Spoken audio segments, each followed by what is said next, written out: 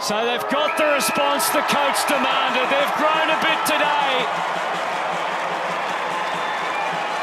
They'll have to take this form of the comforts at home on the road. But I swear, their best footy is pretty darn good, and they're still in the finals race. The Suns by 14.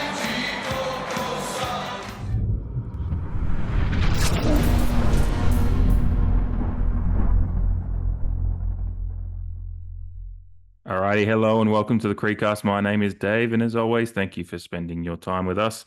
We bloody appreciate it. Quick plug for the Patreon, patreon.com/thecreed1870, where the first episode of our look back at 2004 is available now. Also, just give us some likes and some subscriptions and ratings on Spotify, Apple Pods, YouTube, whatever your preferred is. But if you've got a membership there, but you've listened to us elsewhere, still just jump across and give us the likes and reviews and whatever on those platforms. All helps out with the algorithms, which helps us out as well, because even in the last week, we've got some feedback from people that have just discovered the podcast. So any way that we can keep pushing it out there for Port fans that might enjoy the content would be great.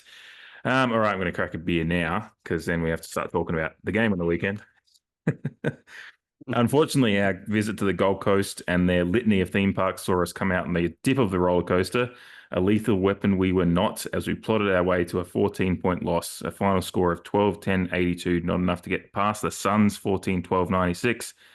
Scoreline that flatters, as it never really felt like we were that close, as we could just not make a sustained effort and push to really challenge the Suns with poor skills, some injury attrition, and some poor discipline, all coming together to make for a forgettable day out.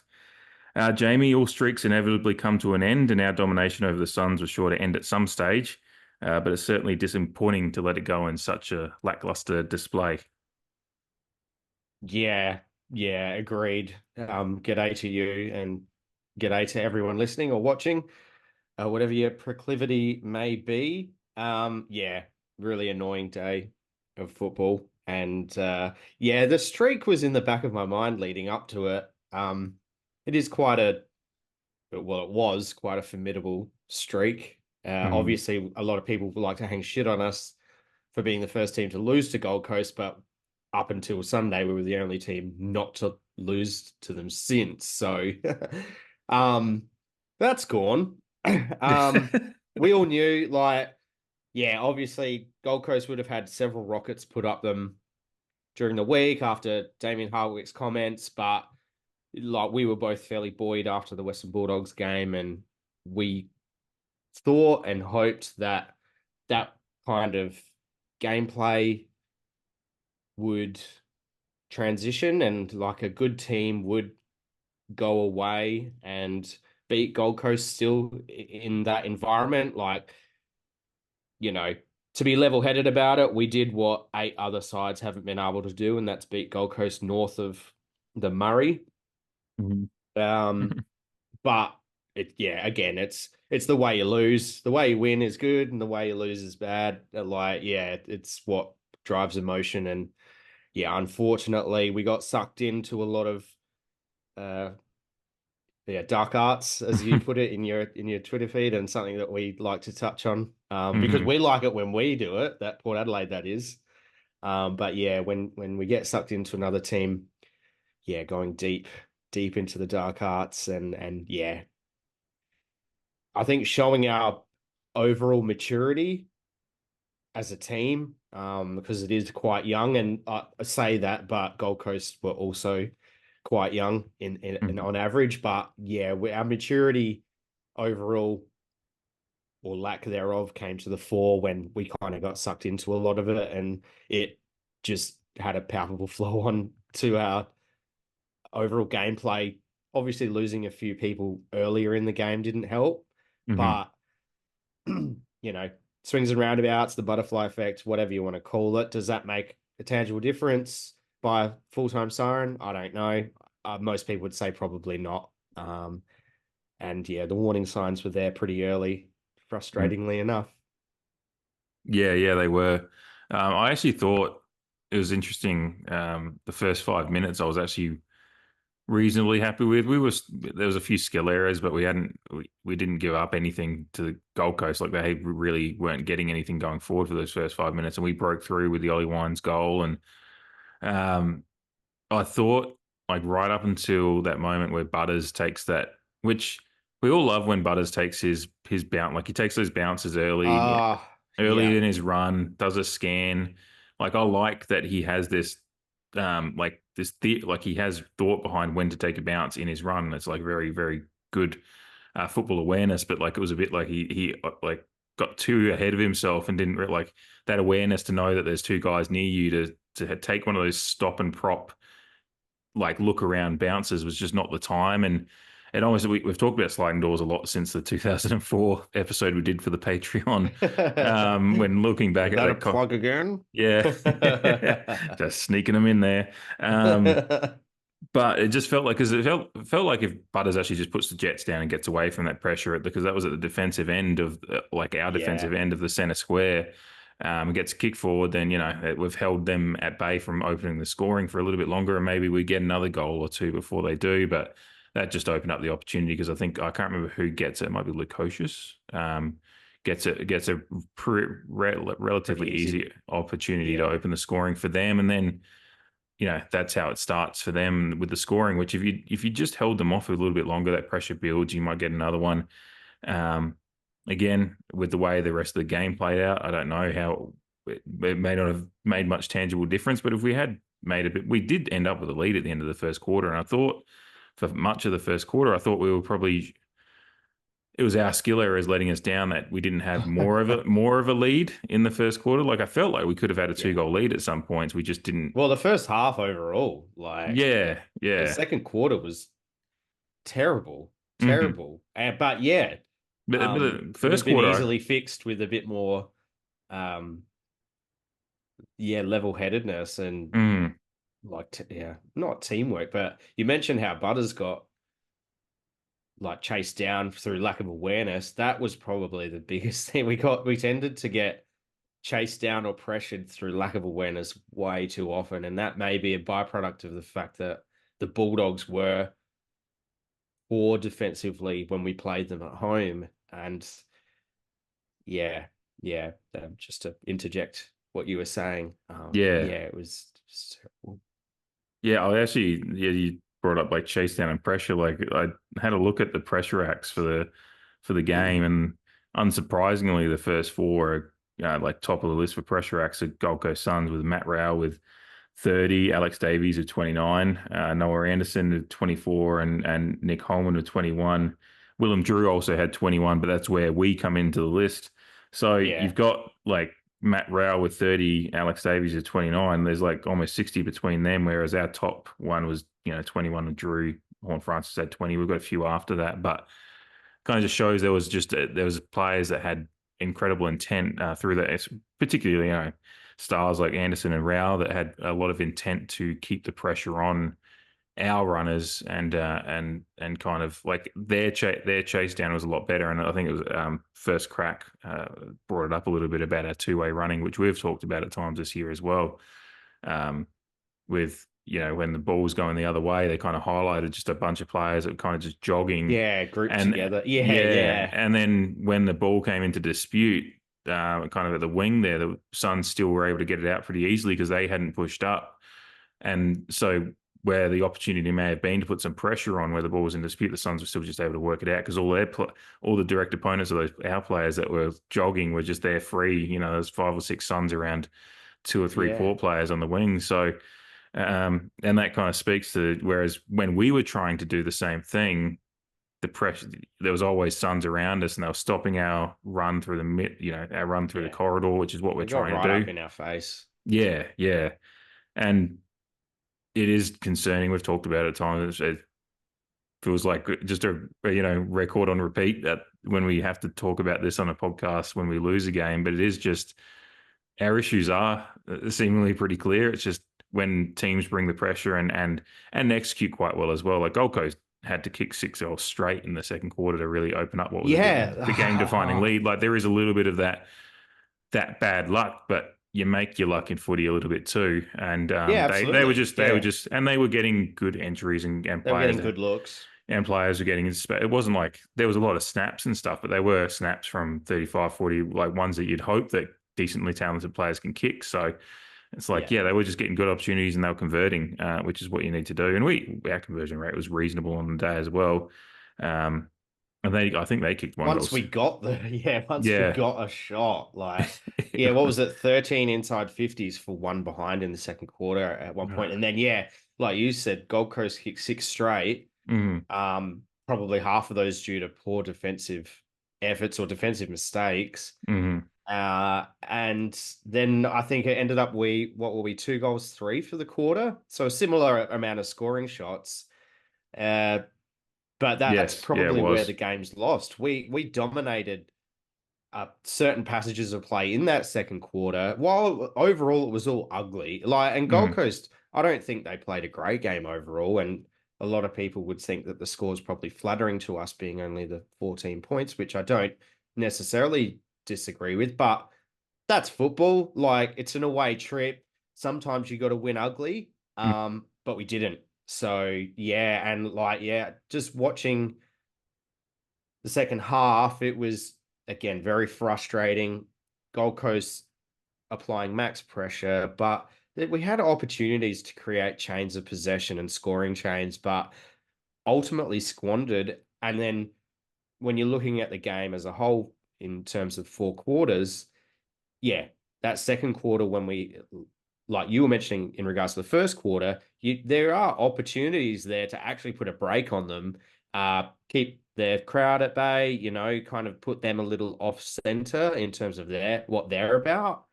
And yeah, we just fell into their trap, which yeah, like you said, is not an uncommon notion, Mhm. uh, but really disappointing. Obviously, yeah, they have 4 points squandered and a chance to be in the top 4 squandered. First time we're outside of the top 8 Yeah. um, Yeah. for the Yeah. season. Yeah. And it's a very, very tight table still. And I think it's now second through to 12th. There's like 2 games, which is Yeah, just yeah, and insane. So we're still right in yeah, the mix, but we do have a tough run in, which is why I think you and I talked about it earlier in the season. We need to kind of bank those wins earlier bank and some try, wins. yeah, which we just have missed opportunities. Because this was an Yeah, opportunity, being that we only lost by 14 points. If we had just had a bit more intent and endeavor and work for each other, which is another thing that we've brought up a bit at times this year, that when things we just don't seem to work for each other in these yeah, games that go against us a bit, like we don't have that grit to knuckle down. Um, yeah. yeah. I don't think our teamwork was as bad as what it has been in certain games Mhm. previously. Maybe an over application of bravado. It definitely shot us in the foot. Because yeah, like players were getting around each other, but yeah, just some brain dead decisions. And like objectively, yeah, like we weren't the only ones who dropped a winnable game on the weekend and Mhm. who suffered because of it. And it looks like the season is shaping up now for the run home, is that whoever's going to pinch away wins are probably going to be the ones that will find themselves in the 8. So the thing that we have to guarantee is we got to absolutely win our home games from now on, which isn't easy, Mhm. perhaps after this weekend, but we're going to have to pinch an away win from somewhere, and that's not necessarily easy either. But uh, yeah, that's probably looking forward a bit too early. Yeah, yeah. But no, you are correct that we, with not pinching these kind of away wins, because not to, as you mentioned at the top, like Gold Coast haven't lost at home this year. They're probably I'm trying Sydney. No, Sydney lost one up. Sydney lost a free up at the SCG, didn't they? Yeah, Brisbane have lost at home in that early run of the season. We've lost at home. yeah. Carlton Uh, are having a shaky period. yeah, Um, Gold Coast might be the I only team that's actually defended home turf just without thinking. properly. Yeah, Yeah, yeah, yeah. yeah. So, It's just um, due to their terrible away record that they're in around the group that we are at the moment. yeah, it's a really really funny year of Australian It's football. one of the more interesting ones, and I saw a comment on Twitter maybe a few weeks ago or something, and it was someone, I think he might have been a Collingwood supporter, just saying, well, the AFL's got what they want. Like, the comp's very even, but it means that everyone's pretty mediocre at the same time. It's just like, yeah, you can look $1 million one week and then look like dog shit the next. Yeah. And the Don't know, one, and that's probably heavy-handed comment, but like yeah, it's just a it's, fascinating season I in don't that think regard. you're not wrong though, because I think someone posted an image of the ladder like at some point on Twitter over the weekend of like, and it's showing Sydney at the top and Richmond at the bottom, and they said, let me tell you what that bottom team did to that top team, and then St Kilda's down the bottom there, and they beat Sydney recently too. So Sydney were probably the one team that you thought were like maybe was free of that stuff that everyone else is dealing with, but they've kind of they're still pretty good. But back to us though, the efficiency. I mean, just because I was really surprised looking at the stats, we won contested ball by 5, which was as we say, we don't often win that, and it's not always the be all and end all. Usually when we do win it, it's guaranteed almost to win us the game. Yes, and especially So when that's you frustrating. double that up with the fact that we won, like both, like just disposals in general. We won comfortably. Like we had far more possession of the ball, contested possessions. We won. I think disposal numbers total were 383 to 317. So I've won that by over 60. And then marks, we averaged 98 for the year. We took 134 in this match to their 88. Yeah, we did try and right. Yeah, which is right on their average. But then you look at marks inside 50, they took 12, we took 11. So like to have them have their marks just sit right on their average, but still get a lot of good marks inside 50, whereas we're taking that many for the match, but we just can't get them inside 50.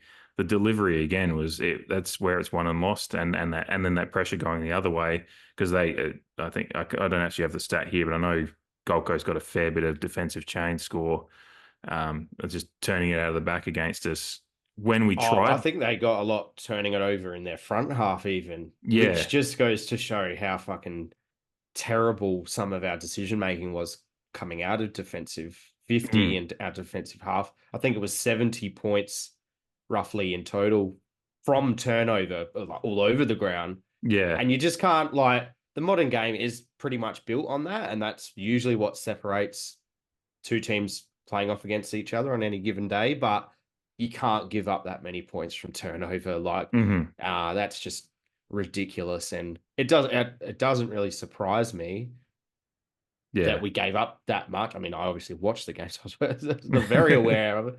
But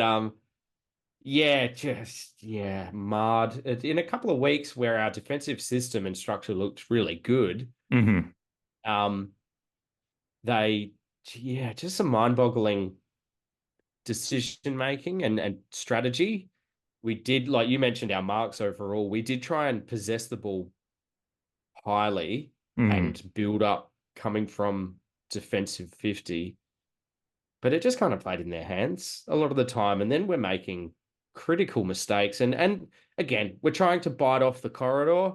Now they did a great job in clogging it up, and then obviously still trying to stick to our guns, turning it over in the highway. And no surprise why they benefited from marking inside 50 and having good shots on goal.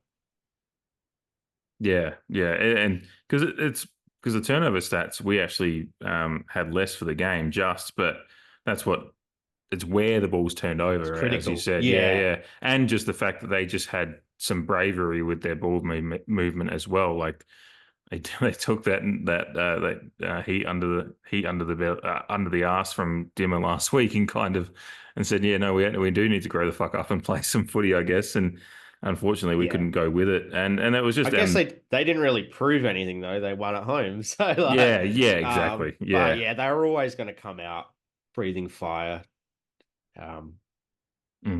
It's just a shame that we succumbed to it. Yeah, in such a predictable and open fashion.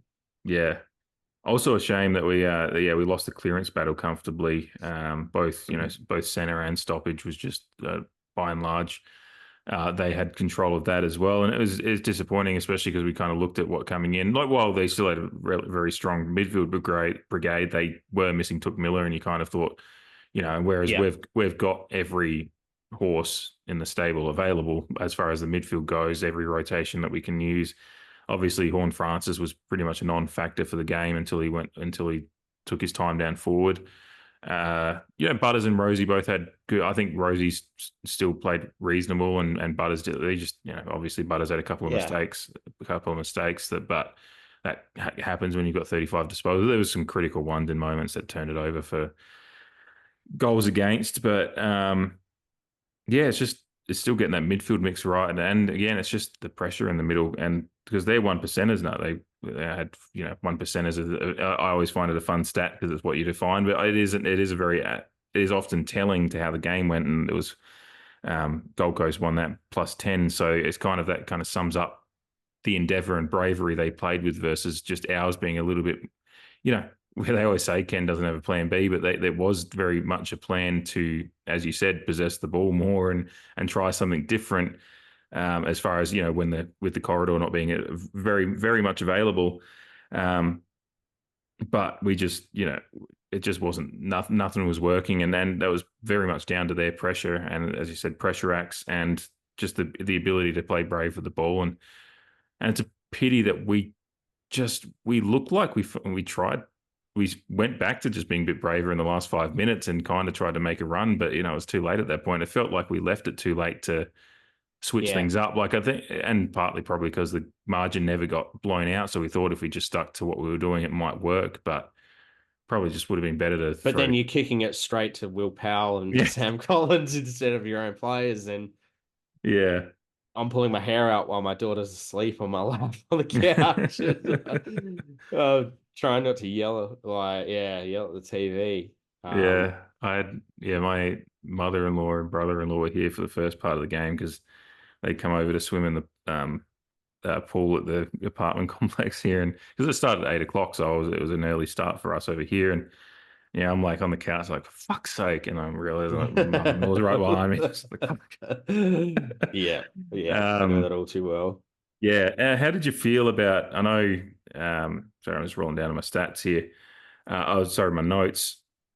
I guess the discipline thing you've touched on, but it is something that's been bubbling for a while. Butters was probably the story a few weeks ago because people were saying he's gettable and you can get under his skin. The fact he's second all time in fines already in the NFL. Adjusted for inflation, I don't know though. That's what I want to see, the numbers from the guys back in the day. I know. Yeah, they hand sanctions out left, right, and centre. Exactly. Yeah, there's some context needed for that, but there is still. And he looked. I did like him kind of turning around and giving a bit of bark back to some of the players when had to stand the mark defensively in the 50 after a little bit of a poor period of play. But that kind of probably speaks to a little bit of the mindset of the day not being right. But the discipline thing is, I like that Ken took HORNE-FRANCIS off and had a chat to him, but there is probably I brought it up months back now about goal kicking when that was the big story and it's just a mentality coach or something like that, and whether that's still something that's needed for I don't know exactly, but it just as periods at different parts of this year, we just look at their mentality. Young, passionate people. Yeah, and where it's just sorry, I've let you finish before I my bit. I was just going to say, because it is a young team and they'll grow and learn from experience. Like HORNE-FRANCIS is 20. I have no problem with him overall. And honestly, I think it's a bit like, because David King was like, they've got a problem here. I'm like, it's not much of a problem. Not really. But it is for this year with we did want to have a crack at a premiership this year. And that has been a problem this year with some, brain fades and he hasn't given away nearly as many free kicks as he did last year, I don't think. But there's some high profile. And I have a note on that. Yeah. There were some high profile moments of him, because last year he kind of just seemed to try to go about it, I think. But he got into a little bit more argy-bargy with the Kangaroos this year. This one, slinging a player to the ground is just, it's just you just can't do it. It's disappointing in this game in particular with so many other things going wrong that kind of compounded it as well. And the flip side of that, I was really annoyed. Did you notice like multiple instances of when we took a mark, a Gold Coast player would come through and slap the arm, slap the body, like clearly late. I think we got a 1 free kick for it, and I just immediately went, "Oh my god, it's Dimma!" Like, because I remember that from Yeah. Very unsociable. Yeah, and then obviously the Roses elbow to the back of Evans which he got a week for, which just sums up the ridiculousness of sanctions and weeks in the AFL. But yeah, it was there was a couple of things like that. Like I thought the Suns just got away with some stuff on the weekend as well, which is why the discipline thing has been highlighted with us, and it needs to be. But I also wanted to bring up the Suns at the same time because they were getting away with a lot. Yeah, they're getting away with murder. Yeah, because they got So the storyline is about us, but if someone actually went back and watched the game and saw those things, they'd be like, well, they did just as many undisciplined things, as good as they got. But it's the dark art stuff when you're executing it right. It's just pushing that boundary just enough. Just enough. But I mean, the Roses one was a clear elbow to the head and like nothing. Nothing, because I think they might have ended up with I can't remember if they scored out of that one like a major. I think it definitely went inside forward 50, yeah. Because he just played on and Evans is on the ground. I'm like looking at Evans. He's on the ground for a while too. Yeah, I was worried he was, because then when you saw the replay, I was like, oh shit, hopefully he doesn't have a concussion, which thankfully he didn't. But that's why I wanted to bring it up though, because the discipline thing is a storyline out of the game, but I kind of wanted to give it that levity of sometimes just how the story is written, like history is written by the victor kind of stuff, and because we lost, our stuff looks worse. And the Sun stuff just wasn't picked up. But there was a lot of dirty kind of, dancing on that line of what's fair and reasonable. And yes, it got under our skin and we kind of had the high profile blow up about it in the game. But I did find some of the reactions on like first crack was the one show I actually got to I was like, it was a little bit over the top. I like what they said about how we were playing actually, but the stuff about the discipline stuff, I was like, it's an issue that we do need to. It's an easy, yeah. But it is like also we're a young team. Yes, the leaders need to learn and grow from it, but that's what the whole point of changing into a younger leadership group was, to let them grow into the roles. So I do think we need to.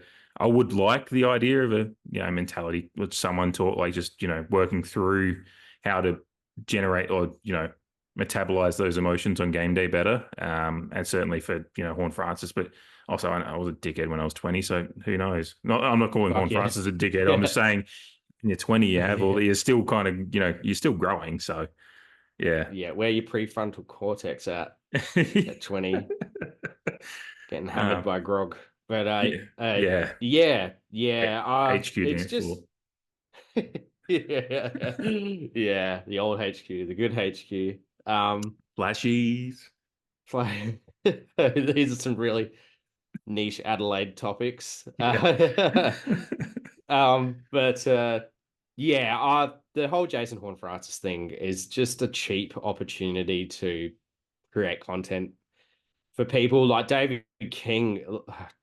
For all the lauding he did over this player literally 1 week ago, saying, he's the Power's best forward. He's such a great player. I want to see him do that. I want to see him do that. To then just fucking flip on a dime and just say we've got this problem because he had a bad day. Mm-hmm. Like you said, a 20-year-old, passionate 20-year-old who actually gives a fuck about how we go as a team and a club, clearly. Just like absolutely shitting on him. It's like, well, he started forward where you wanted to play and he couldn't get into the game. And he's frustrated. He had a bad week. Like, fuck me. Like, so last year I think it was Mark Robinson wrote an article in today's paper. And it was quoting Hodgie as well, basically saying not to change. But and HORNE-FRANCIS gave away the most free kicks in the league last year. but he's like 19th on the list for free kicks against this year. So he clearly shows a tangible improvement in not giving away free kicks. So to say we've got a problem, it's just a load of bullshit. And like, so yeah, what was it? Access all areas on the AFL website. Yeah, Kingy on first crack. You got fucking articles on every, like Fox Footy and fucking, and they hang shit on this guy. In the end, he had 9 disposals and 8 of which were contested. He kicked 2 goals playing as a fucking forward, which they wanted, which was the equal best bag of goals for anyone on the ground. You know, there was quite a few players who kicked 2, granted, but and then like, so they're hanging shit on this guy who's 20, and then as a league and as a football community, people wonder why players quit the game and can't be fucked due to mental health issues, and like it's just a load of shit, and it is just a cheap way to create content, create clicks. Yeah, like the evidence is there to say that like it's not a problem. And all anyone cares about is the round just gone. No one cares about 2 weeks ago or 4 weeks ago or, you know, next week or the week after, because it's the unknown still. So yeah, it's a pile on for sure. But I can't actually remember any other time this year where him in particular has given away some egregious free kicks or the 50-meter penalty. Like, I struggle to think. Like, so is there a problem? Like, if I can't, like, I'm obviously biased, but I can't think of any other times this season where he's given away one or multiple free kicks in a game due to poor behavior. Like, and yeah, you're just left scratching your head sometimes just at who is in the firing line on a Monday and a Tuesday. And free kick count, like there's free kicks these days with the dangerous tackles and things like that. Sometimes they can just be given away for, you know, something pretty soft as well. You know, within the bounds rules of the game now, but it would have just been something that, you know, 20 years ago he wouldn't have given away a free kick for. So he plays the game he does play the game tough. And you know, he had a bad day. Yeah. In that regard, like, we all have bad days. I wouldn't say it's a problem. Like, if you're having a bad day, he's had a fantastic year thus far, which is, again, easily discounted for cheap content. Yeah, he's second in He's our player having of a the year career best year. voting. Like, what was it on Friday? It had the, you know, players with 20, 10, and 1, like the stat that you've been mentioning quite a bit this year. Like, again, and he's, you know, 20 and the other guys are 27 or 28 or whatever. And how fucking good of a year is he having? Was it He has a Petrarca, bad day. Bonampelli, and yeah. So he's, you know, I can't remember who the other player. There was a fourth one, but yeah, it was Petrarca, Bonampelli, and someone else pretty good. Someone up, in that caliber. Yeah. Like Paddy Cripps or something like that, probably. Yeah. So, of course, I take umbrage with it because it's a Port Adelaide player. And, like, we all know that he didn't have his best day statistically. But, again, like, in concern with his position that he was playing in for most of the game. And, like, I'm not surprised. It's a fucking joke, though. And particularly when it's like the Kingy point that I made, like lauding him is the best thing since sliced bread one week, and then he's got a problem the next. Like, fuck off. Yeah, particularly when there's an egregious example of someone actually doing something quite, you know, the Roses thing to Evans was an off the ball dirty act. You know, HORNE-FRANCIS just got involved in a little bit of that jump punching handbags at 10 paces kind of stuff. He dumped a guy. Like, he deserved the punishment that it got on the day, like with the free kicks and 50-meter penalties. Like, no one's saying that it didn't. Yeah. But the overreaction to it is just a joke, in my opinion. And like I said, and then you wonder why people go, nah, I don't want to play AFL. Like, my mental health's more important. Yeah, especially when you're that talented and you should be, there's so many more positive stories you can write in the AFL world, but they don't get the clicks, unfortunately. So No. it's easier to do this kind of stuff. But yeah, it's kind of segueing to his forward craft, which was decent. He took a couple of really nice marks for his goals, which it just shows his strength and power down there as a forward, which gives some credence to what Kingy was saying last week. Though we still want to see him run through midfield a fair bit, but the fact he's truly a dual position player in that sense, and can mark powerfully on the lead against an opponent and take those contested marks is really, really promising. And his goals were taken quite well because he does. His goal kicking has been reasonable this year. He's had a couple of games where he's missed some, but generally has been very good. But like overall, you said, like shooters shoot. Yeah, so you're going to miss a few from time to time, but it's just tall poppy syndrome for me. What I would say to everyone criticizing HORNE-FRANCIS now is enjoy it while it fucking lasts, because in a couple of years, this guy's going to take the absolute fucking piss out of everyone, which he's already doing in patches. Enjoy it while it lasts, because he's going to absolutely pull your fucking pants down sooner rather than later, and then you'll have nothing. Yeah. And you probably still nitpick and split hairs to try and criticize him, but he'll be on his way to a fucking Brownlow, laughing all the way. Yeah. And I'm here for it. Yeah, because the power, like the body type he has. Like I remember the first time I saw Petrarca in person at a game, like in our seats, and he was like warming up on the boundary near us. Like, geez, that's a monster of a man. And like, when you look at HORNE-FRANCIS' body already, he's a fairly well built lad. You can he's that kind of prototype of a player that is going to be able to do that kind of stuff for a team and break a game open, either through that run through the midfield or up forward, and often both within a game, which was seen from Petrarca, and Bonampelli's been doing that a lot this year as well. Forward line though overall was a pretty horrible affair. Podge. I'd be interested because I know we're both certified members of the Charlie Dixon fan club, but I do understand the criticisms of him. This year it's because I still thought I think people blaming him because I saw there was a couple of comments, and like this isn't trash talking anyone on Twitter, because I do enjoy a lot of the people that I do often disagree with. There was just notions that Dixon was the reason we lost, and he actually wasn't the worst. He wasn't the worst forward. And it wasn't like, because the efficiency inside 50 number was horrible. It was we averaged 52% efficiency inside 50 for the year.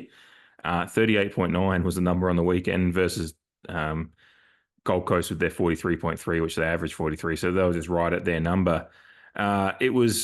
It was the pressure with the kicks coming in. We couldn't get good delivery in. Eyes weren't down. They were just going into space in the pockets, and just a lot of them were just going to nothing. Dixon took 3 marks, which was better than almost all of the forwards.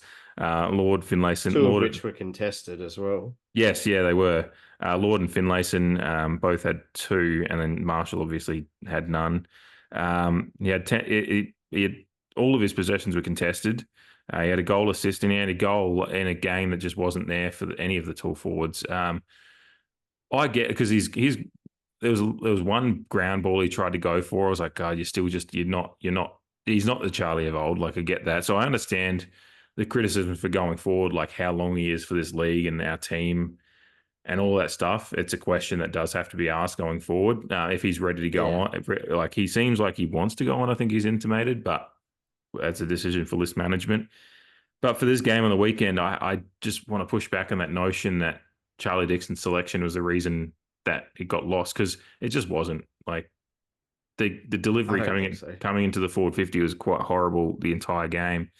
There was a couple of moments, certainly that first 2 minutes of the third quarter, like we got that kick forward for, was that Narkle that opened the scoring in the third quarter? I think it was. Great question. I think it was. Yeah, it was. I think Narkle took that mark off the first clearance basically and kicked the goal, and then Ollie Lord kind of in a contest on the half forward front, like on just inside 50, got that centering kick into Frankie Evans, who kicked, and suddenly we were only 5 points down. Yeah, that's right. Yeah, because it was Yeah. two small forwards. Yeah. Yeah. So that was like a little moment, but then the rest that was kind of by virtue of a quick clearance out, but when it was actually just trying to move the ball forward or anything like that, because we were getting so clogged up in the middle, as you said, Yeah. couldn't get the corridor game going. Even if we tried to kind of go around the outside, we were either turning the Let them ball filter over, back. or it was kicking to a contest, and we were having to get a quick kick forward rather than actually. We couldn't get runners. When we're at our best is when Butters and Rosie are handball chaining through the middle, getting it, and Houston's involved, Farrell's involved, and they're getting to a free spot forward of centre with their eyes forward, or even getting close to the 50 arc, and they're actually looking for a target. You rarely saw that on the weekend. You just didn't get guys in positions to look for a target without any significant pressure on them. So they're having to take quick kicks, and they were quick kicks to the pockets as we often and bombing forward. And so that's not like because Lord I love Lord, and obviously he's growing. He's a young, tools take a long time to develop. He's going to be, and he's already had some promising moments, but he just couldn't find a way to impose himself in the game, considering his size and frame. He had some moments, but just I would have loved more out of him. His goal was well taken. I will say that one on the eve of quarter time, because we've had issues with his kicking, but that was a really nice kick for him. You just want to see him get 4 or 5 opportunities in a game, hopefully every time, and kick 3 goals 2 at least, or. And that's the problem. He wasn't getting him. Finlayson obviously is a bit of a utility knife at the moment, but unfortunately he's out for the season. That injury report came out before. Fuck's sake. Yeah. Hits keep on coming, baby. And then Marshall obviously went down that freak. And this is one I had is the same issue I had when Aaliyah and Bergman and can't remember who the third one was in that contest, but God, we have some. It's probably maybe. Yeah. It might have been, because he was often the tall back there crashing in. But yeah, Aaliyah, that was a brain fart of a moment, just crashing back into that moment, and the Dixon falling on That's what I was about to mention. They epitomized the game as a whole, really. Just what the fuck? Like, the Dixon one was very, 100% accidental, but it's just like, how does that? Of course that happens. Of course that just happened. The Lear one, fuck, who knows? Yeah, I'm very thankful that Bergman was able to come on for the second half, because like that, I thought, geez, just the way he came out limping, and you just hate those friendly fire ones, and it feels like we get a lot of those. Obviously, there's we got the Aaliyah and Lockie Jones one in the showdown last year, and there's been a few moments. There's been a few moments this year that Aaliyah, I remember Aaliyah and Asava crashed into each other at least twice this year. I feel like I think earlier in the year Lockie Jones crashed into Aaliyah or Asava as well, but. The thing with Aaliyah, I thought Aaliyah's game overall was quite good, to be honest. Yes, and he even got himself coaches votes, but in that moment, after it happened, I was like, what was the best outcome in your head there? Because it was quite clear the other two were there in the contest facing forward with the eye at the ball. He was running backward. Like, he's not going to affect I mean, if there was no one there, sure, go for it, because his ability to reach up and spoil. But when there's 2 guys there, like, what? Well, and like, worst case scenario, you take out 2 of your own players and the opposition get an easy shot on goal. And that's what happened. Best case scenario, you're probably giving away a front on contact free kick anyway. With the reckless speed he was coming in at. Yeah. Just like, he wasn't even sideways to the ball. He didn't even spin around. It was just full frontal. He'd won his time over again there. But it makes sense. Epitomized the whole game. Yeah, and then obviously I was touching on the marks, and Marshall didn't have much on the stat sheet, and obviously went off early with the hip. Everyone was saying hamstring, which I thought that, but as soon as it came out that was hip injury, I was like, it makes sense, because that's what he's been battling all year. So, and that joint got a fair fucking workout. But like, when he stood up, he was 20 tons of Charlie Dixon pulling at it. It's not the leg press that you'd want, especially with a gammy hip. But because he got up, he stretched his hamstring, and then he was grabbing his groin, and then they're like, "Oh, he's got a test on his hip," and I'm just like, "What?" Like, it's just all around that joint. just copped it. Yeah. I was just going back to my notes here. I'm trying to work through with the knowing we've got some time to make up. But the overall defensive effort, I thought, was again highlighted by the fact that we couldn't stop their better ball, because they obviously, as we talked about earlier with the stats, their disposal numbers were far less, but they just were more efficient with it. It's a brave movement forward, as well as just weren't applying pressure through the middle.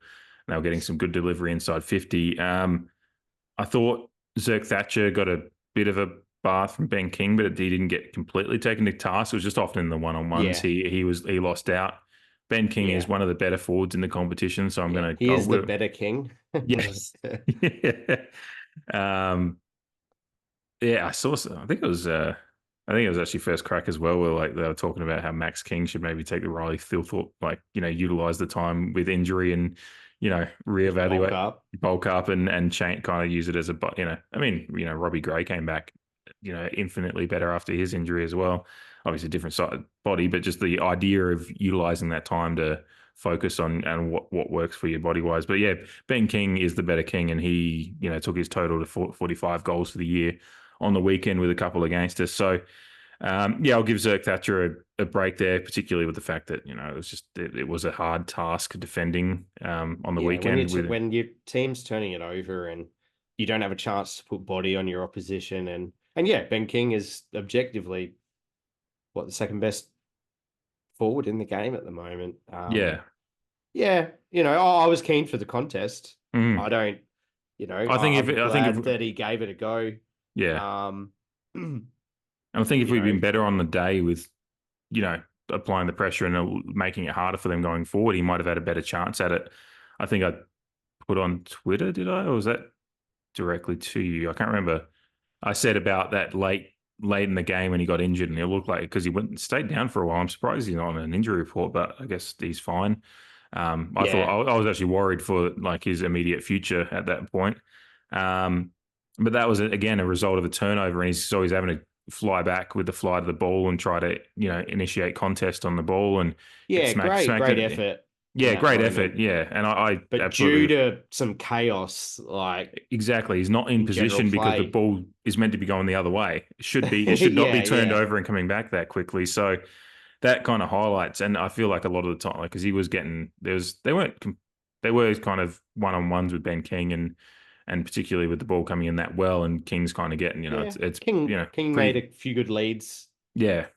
I can cop that. Yeah, exactly. If a forward's going to apply, play a good forwards game in patches, like you said, he beat him, King beat Zerk Thatcher on the day, but like you said, I don't think it was by a phenomenal amount or anything like that. Yeah, and I think I brought it up to highlight more that because I know a few weeks ago when we were having the bad run, the defense was the focus, and whereas it should have been the focus on the pressure through the middle, because it's so obvious now. With this year, you can look at every game, and the games where we've looked lackluster is when the defense has looked worse, and it's well, that's because when you've got five guys in that, again, that first crack highlighted package was really good because it kind of just showed where our players were in comparison to where the ball. Taking high risk positions, and then and they're not looking poor with their work rate. Going the other way. I will say, because Kingy highlighted the Rosie one where he let Anderson go free towards the goal square. And Anderson obviously got the ball. The ball came out just fortuitously. Fortunately, too. And I didn't see, because he's saying, "Oh, that's poor from your captain," but I actually saw it as Rosie kind of gambling on the ball coming. Letting his immediate player go forward into what is contest anyway, and hoping that that's not going to be. That's just a lucky bounce.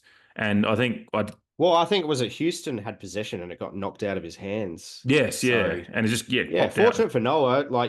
You're working hard, and he had a great game. Yeah, but Rosie, I don't think that's because I expecting his teammate to win the contest, or at least confirm the stoppage. Yeah, and he's gambling that it'll come out towards him and he can have an effect on the play going forward rather than Yeah. he's And because then Noah Anderson would be on first crack yeah, saying like, oh, he's a runaway. Like, yeah, yeah. Not exactly. even a So I facetious because when I saw story. when I saw the that Kingy had highlighted that just on a tweet, I was like, oh, what's he found? Like, is it going to be something like? And I was keen to see it, and then when I saw it, I was like, that's not the example you think it is. Like, that's just This is the thing. It you was see like that goes, 50 yeah, 100 times a day on a football field is players cheat on their yeah, like players leave their immediate or opponent. trust their teammate to win it. Yeah, and they're trying to gain an advantage, and it's just players are gambling all over the field all day, and when it works, it works. When it doesn't, it doesn't. And that was fortuitous bounce. So yeah, I wanted to bring that up because because Yeah. It's a similar thing with the JHF criticism flipping on a dime week, like in a mm, week, like yeah, they laud Butters, Rosie, and all those types of players for that. That they gamble and yeah, if their teammate wins the hard ball and gets it out to them, then they go, oh yeah, fucking great positioning. But yeah, and then alternatively, yeah, it's the reason why we lost. It epitomizes why we lost, and yeah, yeah, uh, that uh, aspect of footy analysis is pretty tiring because yeah, again, it kind of seems a bit surface level to me from people who are paid to like analyze the game and it is. Yeah, professionals and have actually played the game. It's like, well, like yeah, like you're alluding to, it's like, oh, okay, yeah. There's a yeah, few things you could say to the opposite of that point that you just made, but yeah. And righto. to back that up, Rosie had 10 contested possessions on the day, which was tied for our most with. Do you know? Oh, Do you know who the other one was? hmm. Charlie Dixon. Yep. I was He hoping. had 10 yeah, I laughed at it I earlier thought because you. he I thought had you. 10 contested possessions, but he had 9 disposals. Yeah. So that's right. I I was like, assume how he does was. that work? I guess Yeah. he won the ball and went into a ball up or something. I assume is how that works. Yeah, yeah. But yeah, I thought it was interesting that Rosie had 10 contested possessions, which was tied with Dixon as the only two that were in the double figures there. And Rosie, he also had 5 tackles, which was at the higher number of our team. There was Yeah. a few was 6, one was 7. I think I'm trying to find who had 7. Yeah, Drew had 7, of That's course. of course WD Yeah. 28 always works. Yeah,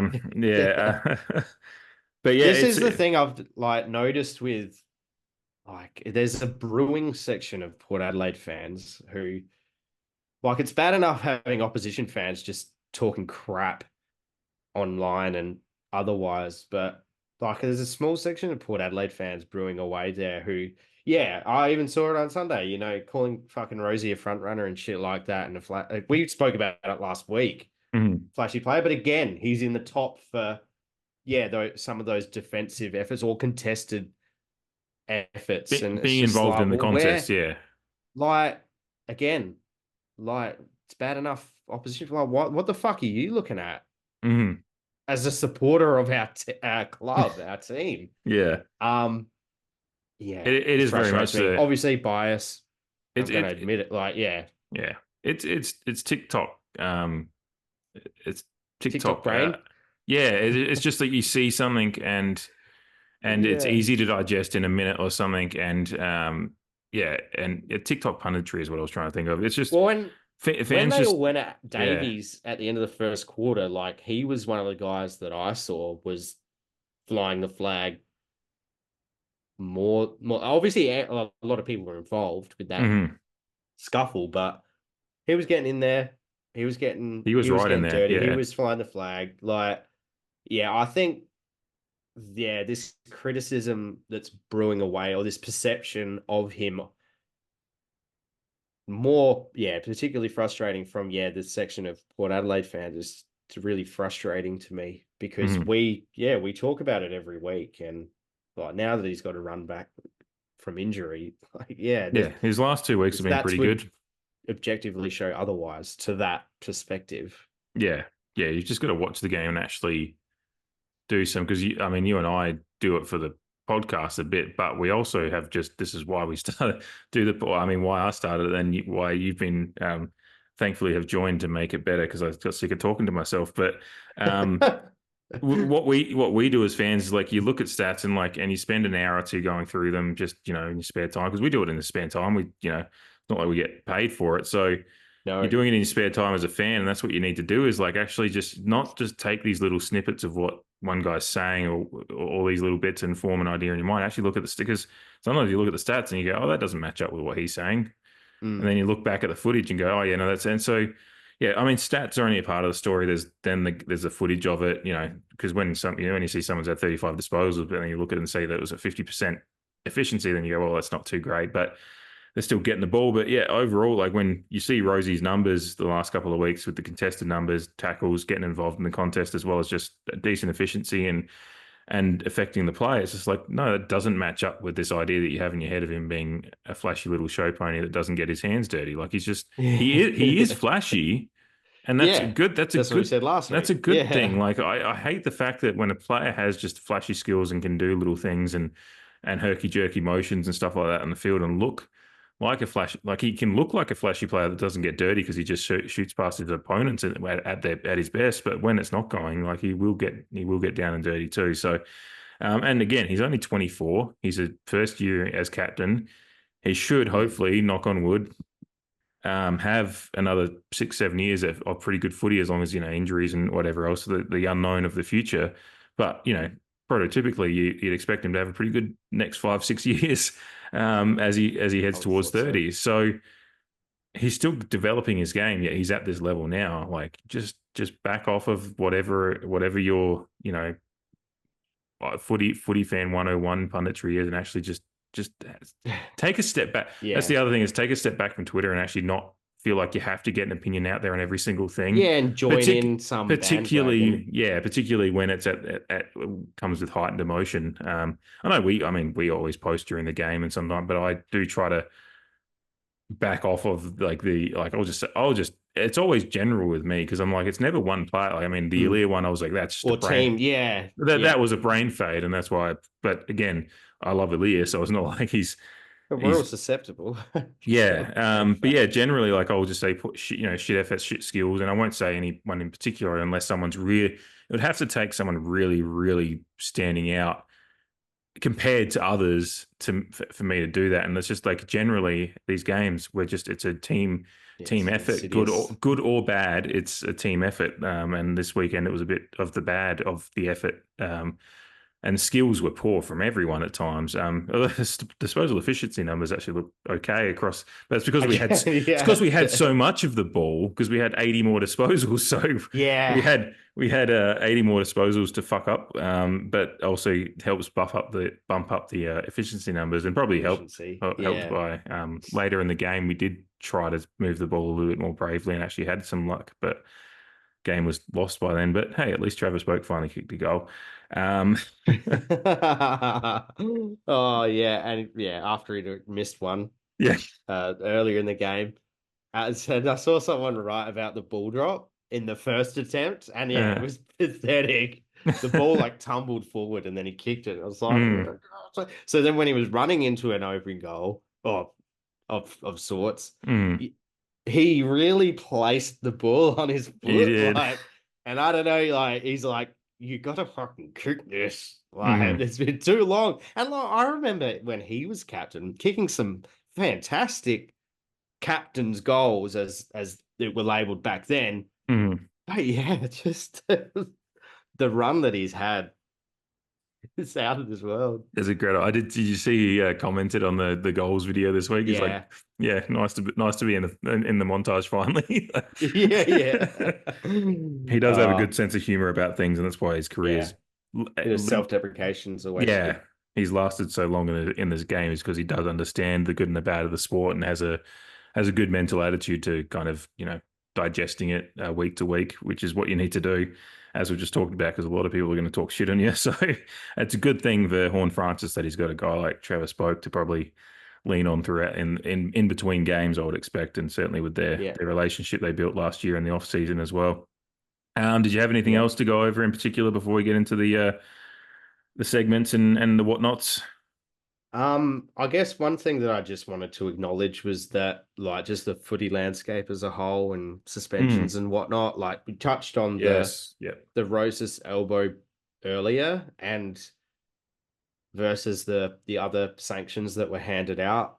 And I guess, like, I'm in the camp where I don't want to see football actions or scenarios end up with players being rubbed out because they've just played football. Whereas, like, I'm happy for people who do shit that's not related to football and it's just taking cheap shots and whatever being sanctioned more heavily. And for some reason, the AFL have flipped it quite obviously. Everyone knows why, to protect their own ass in regards to class action suits and whatnot. But yeah, I just think to give Roses 1 week is just not making an example of anyone.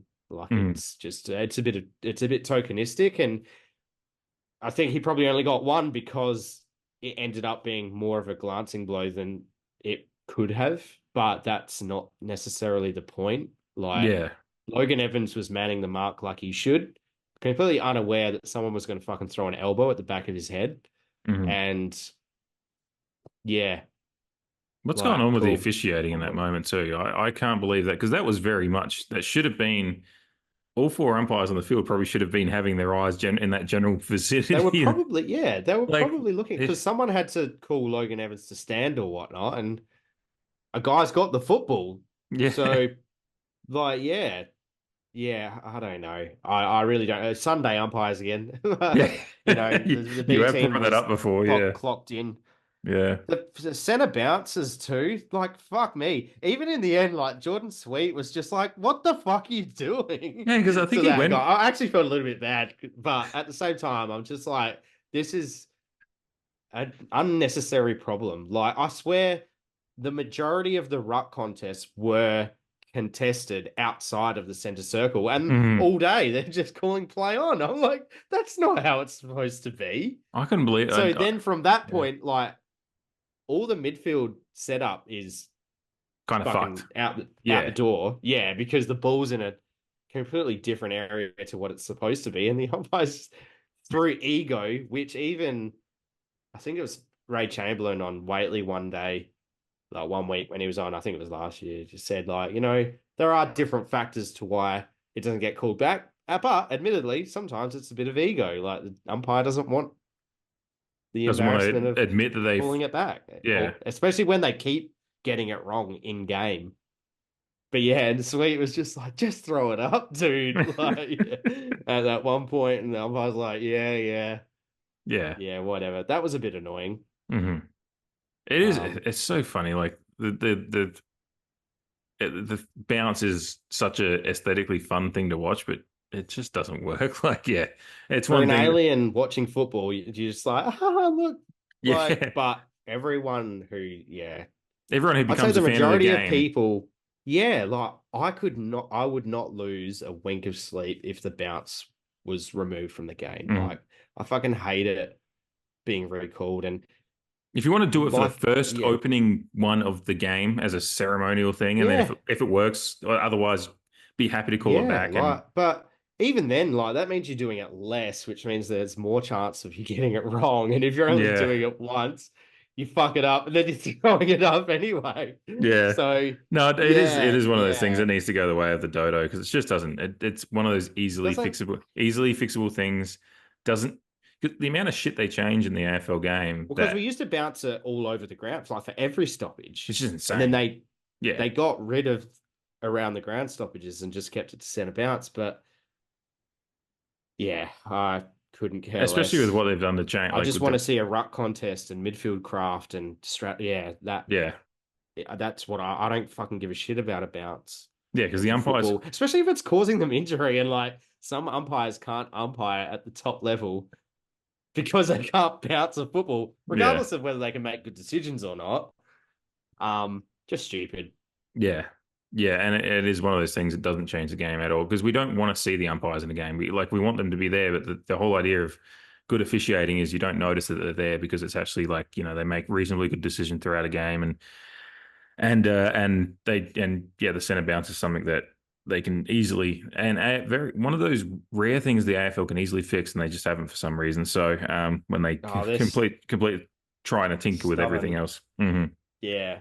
Yeah. Stubborn as all hell. Mm-hmm. But that's no surprise to anyone. No. Yeah, no. Did you ever read that what's his name? Michael Warner book, the Boys Club that he released a few years ago? I've got a physical copy, Yeah. but I've read two pages of it. But it is, from all accounts, a fantastic book.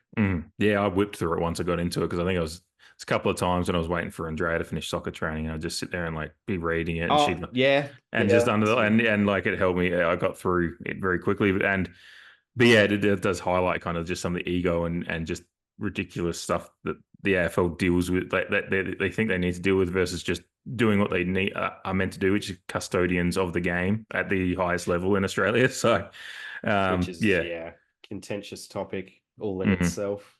Yes, yeah. Self-proclaimed custodians of the game. Yeah, exactly. This isn't an AFL pod because we could go, could honestly go on forever. In that realm. Which I'm sure you could too. Yes, yeah, which is why it's one thing I'm going to start doing on the Patreon, and which you're welcome to as well. Just start doing some, short, 10, 15-minute stuff on things like that, because I need an outlet to complain about just things that are going on at times. But did you have anything else apart from that before we get into the? Nah, I think we should move on. Yeah. Keep it moving. All right. So before we get into the awards and all that, and I'll get to last week's winners when we get to the goal of the week. But first, Spotlight, which I get to go first. I've been getting good at writing my notes down a lot more clearly lately, and I've got it all ready. Because sometimes earlier in the season, the listeners appreciate it. Oh, I'm sure they do. I hope they do. Yeah. So Spotlight, I found it. I was trying to find someone probably that doesn't get a lot of mention, but I just, it's been in the side for a couple of weeks, and while his disposal efficiency wasn't great, considering he's only just come into the side and he's one of those players, I always give players a break when don't have a defined role in the side and they're just coming in to play a role. Quinton Narkle getting some disposals, getting some marks. He's got a goal both weeks that he did get a goal last week, didn't he? Against the Dogs. Yeah. Yes, that's right. Yeah, nice one. And he got a goal again this week at a time when it kind of kick-started a quick little comeback, and that was fizzled out pretty quickly, but that's no fault of his own. 17 disposals, 8 marks and a goal, just kind of in and around the action and kind of playing a role. Don't have too much, he's not, setting the world on fire, but I just wanted to make a note that, because I even saw someone talk about Narkle, I think just in a derogatory way, not a Port fan, but just I think it was Geelong fan talking about how, Port pick up all the discards from Geelong and they don't work down there at all. And Narkle was never Hawthorn, out of the Port Adelaide rejects. Yeah, every club has their feeder club. Yeah, Carlton were a Giants graveyard there for a point. Narkle was never picked up to be. I mean, I'm sure if they discovered a gem in the rough, he became a week in, week out. But he was picked up in the mid-season draft last year as a depth player, and he's come in and played that role to me pretty well the last couple of weeks. Yeah. Well, he started the year with a couple of injuries. I think a back injury as well. I don't think he played in the SANFL until I can't think of when the SANFL season started in relation to ours, but yeah, I think he was out for the first couple of weeks of it, and he's played some reasonable footy down there. But again, some of our form earlier in the season in the SANFL made it hard to get a read on what the form was actually. But yeah, he's come in and just played a role, and I enjoy. He kind of just seems to try to get involved. I notice him a lot. I notice him a lot. Yeah, agree. Yeah. I mentioned his work rate last week, particularly in regards to the St Kilda game and the Bulldogs game. But I totally agree. I think this small forward role is a lot of hard work and can often go unrewarded. But I guess the fact that he's doing that hard work and we're noticing him kind of speaks volumes, particularly for the role that he's been chosen to play. Mm-hmm.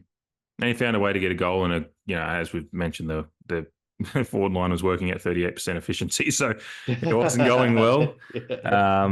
And yeah, certainly his disposal efficiency wasn't great, but he was involved, and particularly the fact he's just come in the last few weeks. That's all I can ask. And if he keeps stays in the side due to injuries or whatever other issues that pop up, because now Finlayson's out, it throws another spinner in the works. Yeah. But yeah, Yeah. they might actually keep Charlie Dixon in the side, I would think. Charlie Maybe. Charlie might just get Ken might just go, look, Charlie, we're just gonna now We the did way. it. We Yeah. did it, Charlie. Yeah.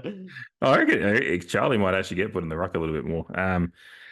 But as a chop out. But anyway, that's neither here nor there. But yeah, Quentin Narkle, I just thought, I've enjoyed his role the last few weeks, so I had to put the spotlight on him and just say, fair dues Yep. for coming in and playing a role and making yourself accountable for good or bad. He's involved. He's not shirking it. So yeah, good stuff. I totally agree. And yeah, interesting side topic of small to medium forwards in relation to some of the form lines and injuries. But Mm. great pick. Hello again to my brother Aaron, who will be happy with that pick.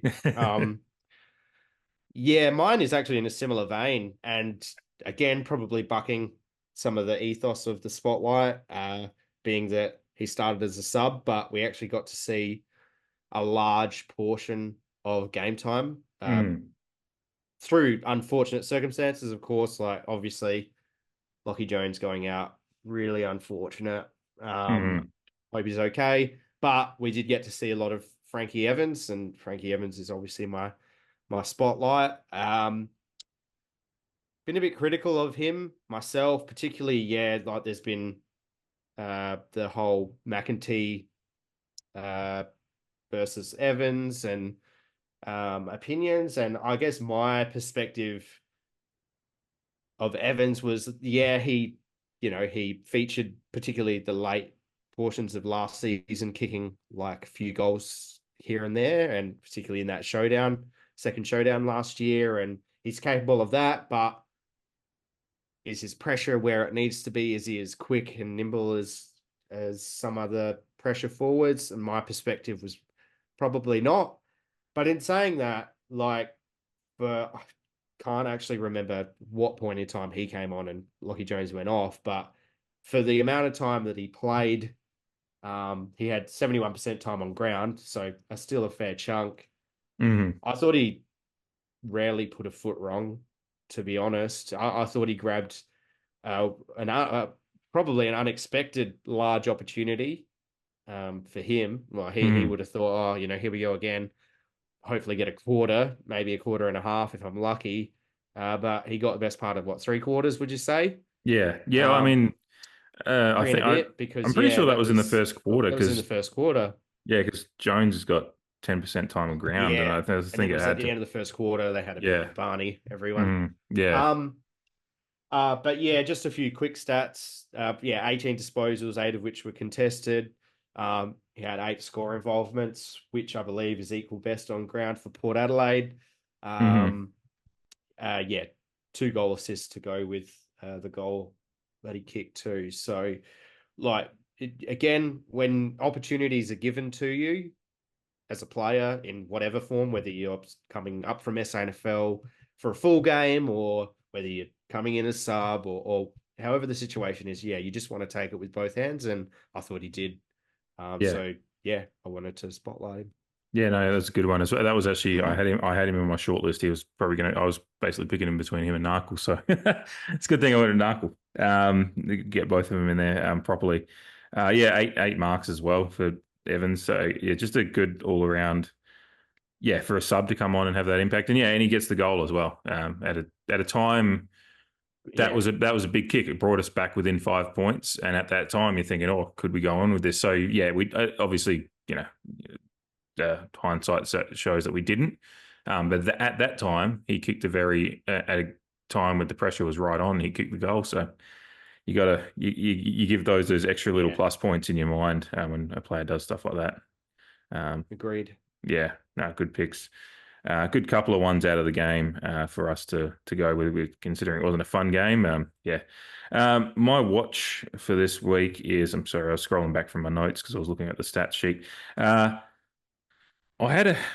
find it hard because there's a lot of players that we've already spotlighted at times. But I thought, and this isn't overall criticism, and again, it's always like we always like to preface the watch list part of saying we always like to do constructive criticism, and it's often with a positive lens. But Ollie Lord, I just want to see him Okay. impose himself on the Yeah. forward line a little bit. You teased that earlier. I did, yeah. Because he does actually, he takes a couple of marks. He's involved. I mean, he had a couple of score involved. Like he is involved in the game. I think he had actually a good number of score involvements somehow. I'm just scrolling back up to my notes. Yeah, he had 5 score involvements. So it's like he is involved, but for 1%ers as well. Like he had a decent game. I just want it supplemented with. I think the 1%ers are. That's his game is there more than it's the marks and the goals. Yeah. And again, we've talked about it that the forwards don't deserve too much criticism because the delivery coming in was pretty shit. So slow. It is just like we saw Ollie have some good games last year despite that. So I just want to see. That's just my watch is on him. I want to just see him and find a way to, because he is the young up and cut. Like Charlie's Charlie's body's been beaten from pillar to post for 10 years now, and we know he's just in there because he got the opportunity with Mitch being out. But Ollie is the future. And just in a game like this, he's the one I would have looked to kick 2 or 3 at least. And he kicks one and still waiting for that. Yeah, multiple kind of bag game. Yeah, and we know he's got it in him against good opposition because he did it against Brisbane in the quali last year. So he can do it, and he had a couple of games, and his goal kicking was wayward at times last year, which kept him from having some bags. But at the moment, he's just not giving himself. And again, forward entries were a big issue in this too. But I would have just we've seen Mitch Georgiades create opportunities for himself the last few weeks through his dynamic, and that's confidence. And Mitch has a different skill set as well, and work rate and all those things. But I just my watch is on Ollie and how his development goes over the next 5-6 weeks. Certainly don't want him to be dropped because I actually wanted him to work through it. It's not it's not a watch in that sense. It's just like a watch to see how his next, because I'm really intrigued now to how his development goes for the rest of the year, because I just haven't seen. There's all the pieces of his game are there. It's just like, just find a way to just elevate it now. You've had a month back roughly. Yeah. Just and the spot's more because I mean it could be that stepping block to whether we're competitive at the end of this year or at hopefully finals. Yes. Or not. Yeah, because I mean Finlayson's out for the year. Marshall to be decided, I guess. I can't remember that's really up in the air. Dixon, it's a gamble with how his body holds up. So the forward line suddenly becomes very, very thin as far as forwards that have experience. So the spot's his. Just want to see him impose and make it his. I get what you're saying. Spit on that thing. It's his. So. Yeah, it's a positive watch. Love him. I'm really excited for it. I just was going through my sports cards the other day looking for a couple of things and found my Ollie Lord rookie card with his autograph on it. So, nice. Yeah. So I believe that will serve you well long term. Yes. Yeah. No, I have no problem with long term. It's just again, this year we want to see this team compete. Whether it happens with how the top 8 is very tight, but we just need a bit more out of him for that. But. Yeah, so that's mine. Fair enough. And like you said, we're not here to hang shit on anyone because we want the best for everyone. So that's fair enough. And in a similar vein, I want the best for this player, but I'm going to double up on yours from last week and go with DBJ again. Just again, he's a forward, so how much criticism truly needs to go on him, but he's a senior player. He's picked in a particular role, and while I believe his pressure acts much the same as when he was on your watch, were up there, if I remember correctly. Yeah, it's just the impact that I suppose. He was fifth for us. He had 16. So yeah, still, yeah. So I saw that before. So he's putting up pressure acts, but yeah, the impact side of it overall seems to be just it's dropped off from where he started because, and you've mentioned it several times this season, when he's been a watch, because I think it's a few times now. Yeah, it's just he started like a house on fire in that particular role, and he got moved to that position. He's had a preseason in that position. You know, he needs to be keeping the likes of McEntee, Narkle, Evans out if it's competition for, you know, 1 or 2 spots, like, you know, with a fit Rioli, and who is likely to come back and he's an automatic in. Yeah, the forward line, the rest of the pieces now seem to be in contention, and I doubt he'll get dropped. It would be a pretty big call. But yeah, just want him to impact a little bit more. Keep just snagging those goals for himself too. But help that forward 50 press, because that's where we let the ball out a bit too easy at times, like, you know, overloaded on one side and that's as much down to structure as well. But I mean, he's down there and a part of that. So yeah, the forward 50 was operating when he's at his best. It does work better, and yeah.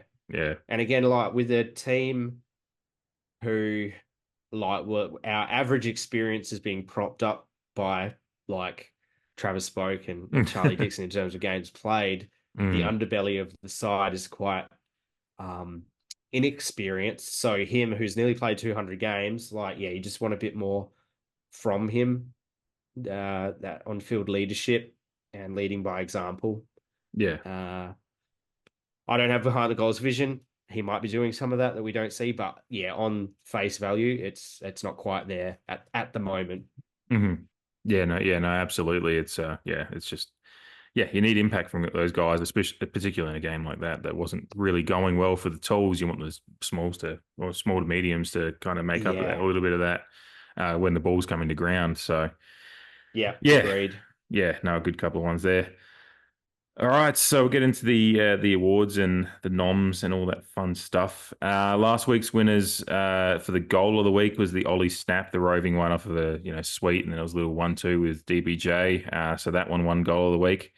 And for the Sweeney, it was your nomination of Dan Houston's just little assist from just outside 50, just perfectly waited for Mitch Georgiades that had David King just almost shooting in his pants. So those are the 2 winners for last week. So goal of the week this week, you get to go first.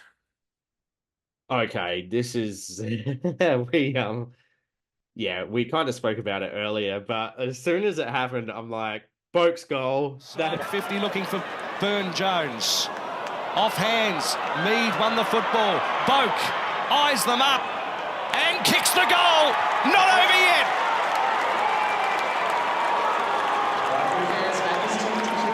Been close a couple of times in previous plays, but it was Travis Boak, the ex-captain here, that got them on the scoreboard with a really important goal.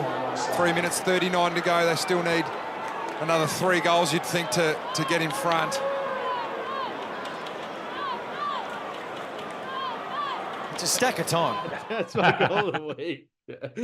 Yeah, he finally got one, everyone. But yeah, we've already touched on it, but it had to be goal of the week. Love Boakey. Oh, that's he good. broke the drought. Now, hopefully, it goes the other way, and he can't miss. Yeah, can't miss. Yeah, exactly. Yeah. Yeah, he kicks like 15 straight now or something like that, or was it 14 that he missed straight? Yeah, so yeah. That's a good. That's a real good one for just tugging at the heartstrings of the people that are voting as well. Yeah, because I know the period of the game. I mean, like you said, we were still in it for up until there was 3 minutes left in the game. Yeah. But yeah, he kicks it at the point of the game. It's like, yeah, we're still in it, but we don't look like winning here, but he's just giving it the, Yeah. I kicked one. Oh yeah, I think that would have been because he knows it's a story, and like he wouldn't have been letting it affect him. I actually think he had a decent game as well overall, so it was nice for him to top it off that way.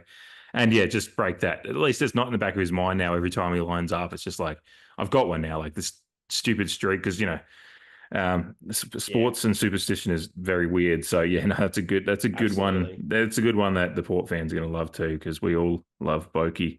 What was it 362nd game on the weekend? Incredible stuff. Yeah, and I believe that was it's Port Adelaide Football Club record equaling. It might be, yeah. As far as the Sandford records and overall, I just saw one of the Port Adelaide Facebook pages. It could be because Ebert. Maybe it was the way they worded it. Because Ebert got close to 400, I think, but he did have his. That's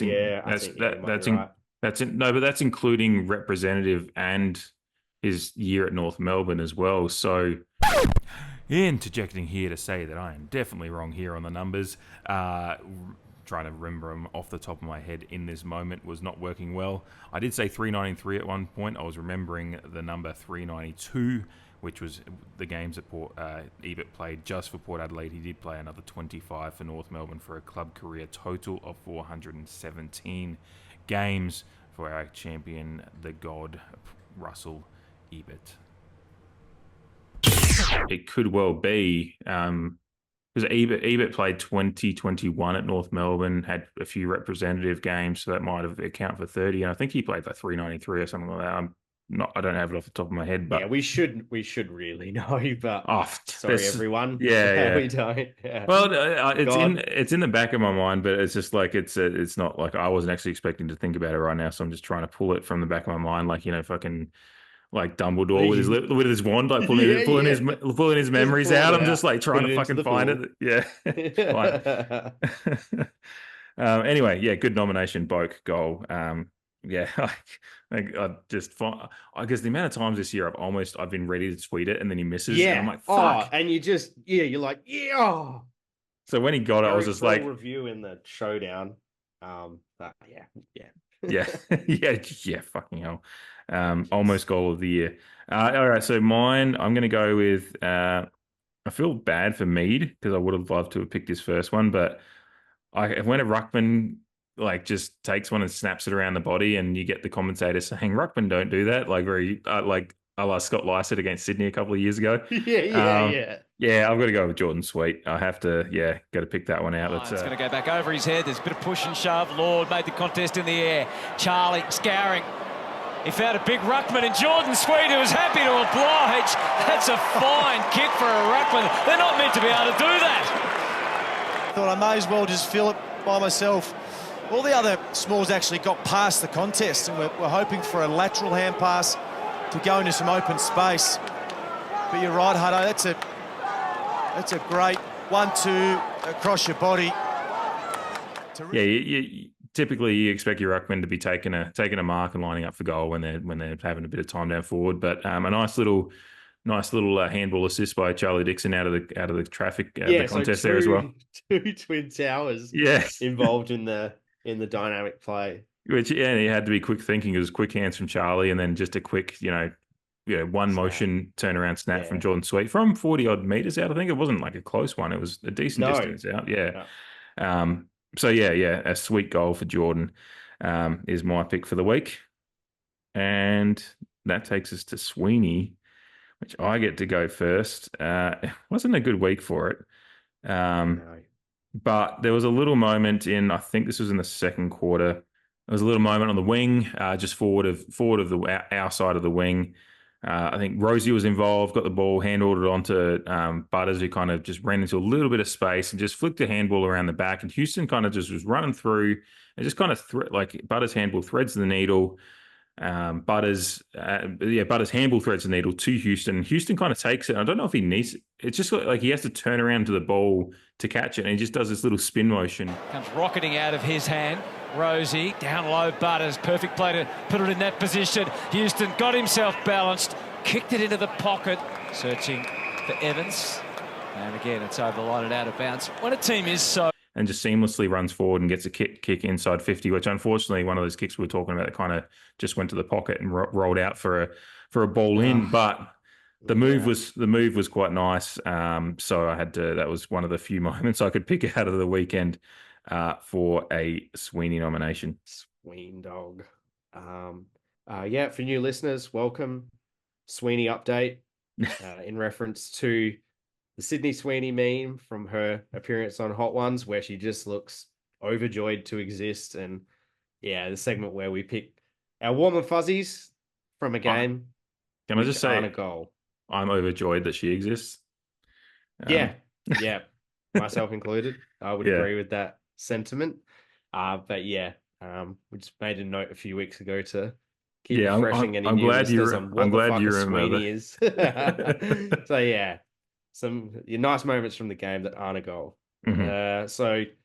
Mine is so for all our criticisms of our goal line defensive work earlier in the season, it appears that we may have learnt, after 3/4 of the year in this, because and my nomination is Kane Farrell's touch on the goal line, just being defensively aware. Real athlete, Jed Walter, 11th game in AFL round, the body! He likes it. Goal umpire not sure. Yeah, please, guys. Can you just check if it was touch and the ball hits the post? Sure. Score review. Umpire scores one behind. Please check if it was touch and if it hit the post. Goal umpire was right there. Pinky watch. Just clipped it. Review complete. Looking at these angles, we can see the ball's touched before crossing the back of the goal line. Decision on the scoreboard.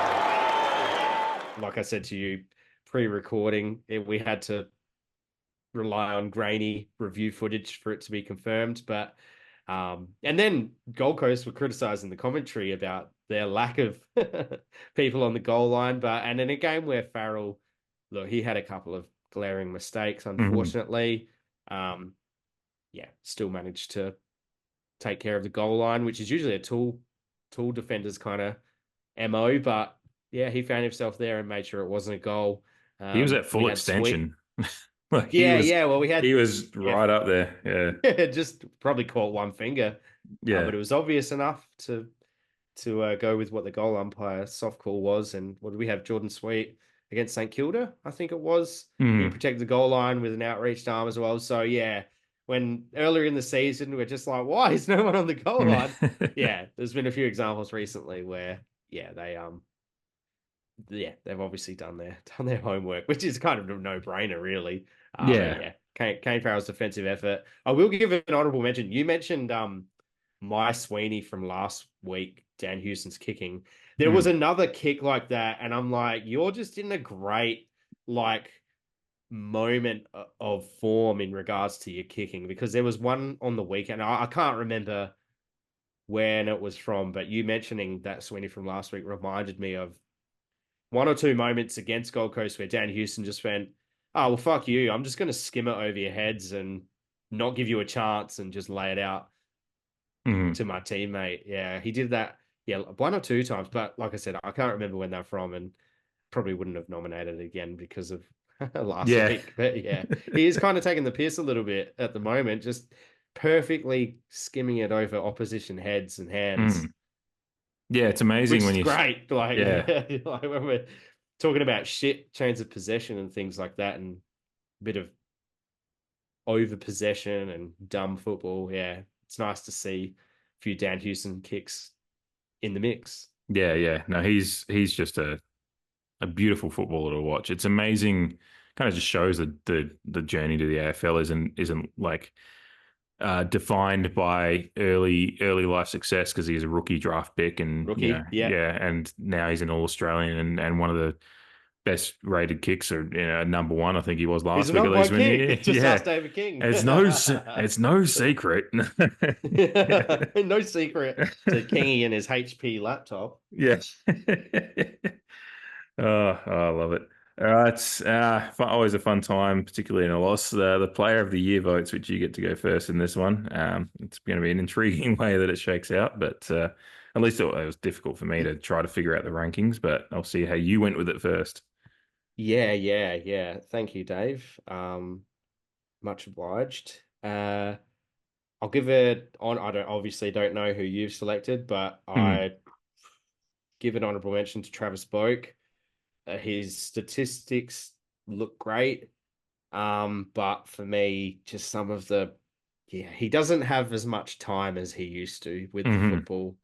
Yeah, a lot of people talk about Scott Pendlebury and how much time over his career he seems to have when in possession of the football. Obviously, Boak at his best in his younger form. Again, seemed to have a lot of time with the football, but yeah, he just in his old age, sometimes he just holds on to it for just that fraction too long. And there was a group of instances where that happened on the weekend, and I was like, Mhm. I just can't do it. I want to give Mhm. him a vote, but I can't.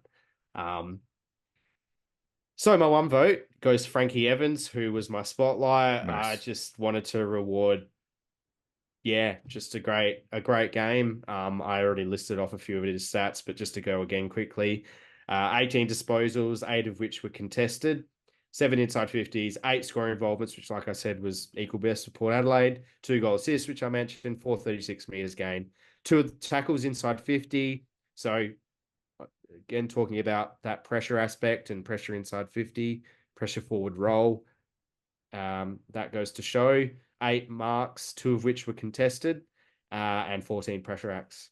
Mhm. Um, my 2 votes goes to Aaliyah. Yeah, everyone knows the one blemish on the game, so don't really need to go over that. But apart from Mhm. that, like we also said, he got coaches' votes, which was, I think, he might have been one of only 2 Port Adelaide players, or he might be the only I Port haven't actually Adelaide seen, player. I haven't actually seen them Yeah, yet. it was Yeah, very Gold Coast weighted, the as it coaches' votes, but as Aaliyah it should have featured. been, to be fair. So yeah. Yeah, yeah. Aaliyah finished with 22 disposals, 6 of which were contested, going at 81.8% efficiency, 3 inside 50s, 3 rebound 50s, 366 meters gained, 14 marks. Yeah. This is probably why he featured in the coaches' Mhm. votes. 6 were intercepts and 3 of his marks were contested. So yeah, he's had a great 3-week run, Aaliyah. My 3 votes goes to Connor Rosie. Again, touched on him in this episode. 29 disposals, 10 of which were contested, which, like we said, was leading for Port. 79.3% disposal efficiency, 441 meters gained, 8 clearances, 5 of which from the center, Mhm. 5 tackles, and 15 pressure acts. So just like we said, like there's just some gear there where, hey, if anyone listening wants to, yeah, fight the good fight, if you can be bothered, yeah, there's some stats there to push back on some of the criticism. Mhm. 4 votes, Dan Houston. Yeah, just spoke about how fucking good his kick is and how much it takes the piss out of the opposition. If we could have, yeah, another Dan Houston, that'd be fucking great. 34 disposals, 79.4% efficiency, 551 meters gained, 2 clearances, 2 inside 50s, 9 rebound 50s, 9 marks, and 12 pressure acts. So, yeah, just Dan Houston, another great Dan Houston game. Obviously, his stats are like kind of, I wouldn't say balloon out, but yeah, like when the ball is in that area a lot more than we'd probably like it to be. Dan Houston's generally featuring Mhm. up the top in our statistical markers. Not to say that his stats were padded. It's just, yeah, it was just one of those games where he needed to be involved, and he was. And my best on ground was Zach Butters. I thought, yeah, all round game was typical Zach Butters game. 35 disposals, 6 of which were contested. Probably like him to get more contested possessions, but Mhm. I don't want to shit on my best on ground. 77.1%, 554 meters gained, 5 inside 50s, 2 rebound 50s, 12 marks, and 14 pressure acts. So, Mhm. yeah, the eye test on top of the statistical check would probably, I reckon most people would have him um, as best on ground. Not sure. I don't know what you think. Yet to find out. He's not my best on ground. That's one thing. I Yes, had a tough time. yes. I had a tough time with it. But yeah, I'll get into mine. I did get Boak into my one vote. I did.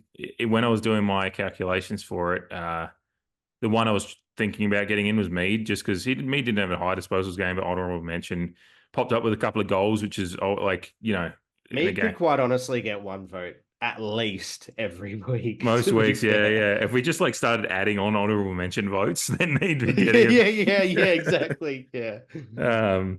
Yeah, but I did. It was one of my considerations when I almost dropped Boak out of there was the fact he did get caught holding. There was a couple of moments where he's just like, he's looking for an option, and it's like, you've played 360 games, bruv. Like, you should know that you don't have this time. Yeah, just dispose of it.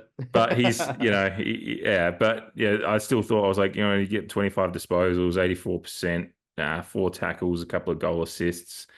9 marks, and I was just, and then at the end of my notes on my iPad, I've got finally a goal in all caps. I was like, yeah, fuck it, give me my vote. I've only got Dan Houston my 2 votes, but I felt bad for that. Like, it was one of those weeks where I had him bouncing between 4 and 2, and it's just the way it shook out. He dropped into the 2, and I feel bad because I feel like it was worthy of more. But you know my brain. I work with some metrics that don't make much sense apart from to me sometimes when I'm doing it. And it's just where he ended up, mainly because, you know, you said all the stats, so I don't need to go over them. You said having a second Dan Houston in the team. I was thinking when you were talking about the kick before, I was actually just in the back of my mind thinking about the back in the day when Jamie Carragher was a young player for Liverpool.